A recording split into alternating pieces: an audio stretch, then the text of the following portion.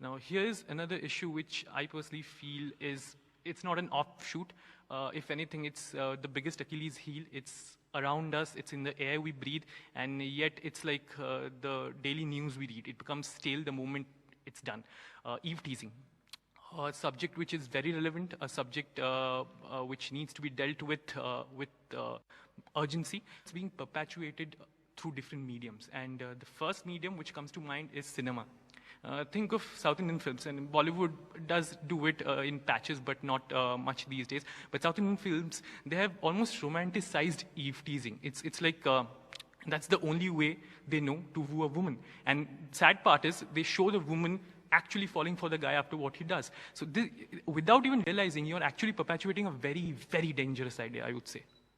Well, talking about personal experiences, in my previous college, I had around 5-6 guys, eve teasing me continuously, and to an extent where they would come sit right next to me, and I could not stop them because, we're sitting in the public, and I do not have the right to tell them that, don't sit next to me.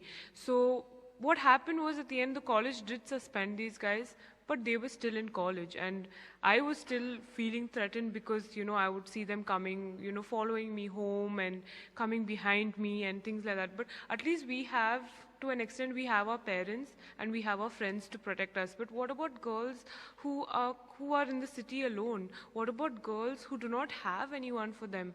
How do you help these kind of girls? And why is it such a hard thing for these men to break, that men don't even think it's wrong? Like in Kerala, so I'm a Malayalian. When I go to Kerala and I see men, staring at women top to bottom, they look at you and they do not even feel it's wrong because they say, I have eyes and I will look at you if I want to, and you have no right to stop me.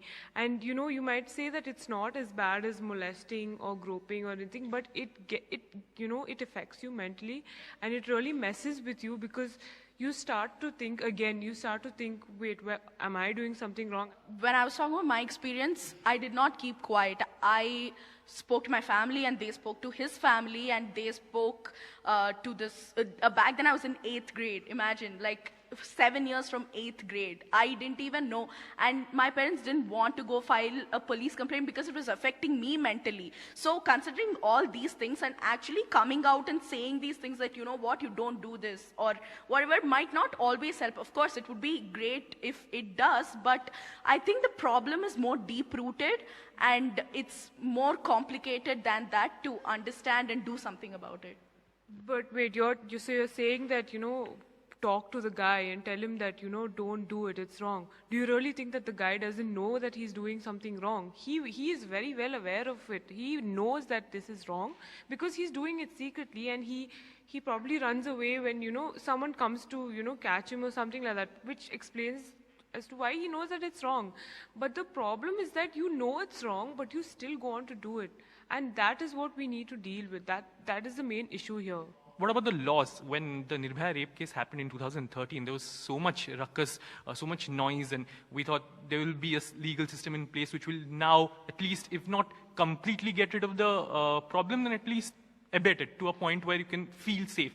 But if anything, it's on the rise. We watch the same movies, but we don't do the same things like the other guys do. I have guy friends who watch the same movies and they don't go out doing that. It's a movie for a reason. You can't blame a movie or an industry for, portraying. In that way, you can blame the media, you can blame cinema for a lot of things.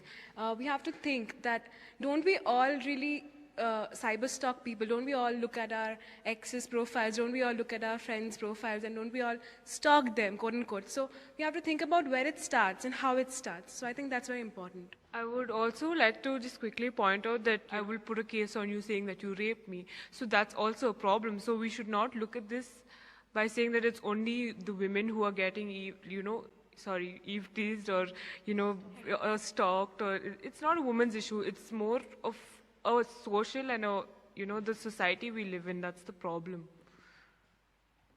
So my question from the government is really, when will all this end?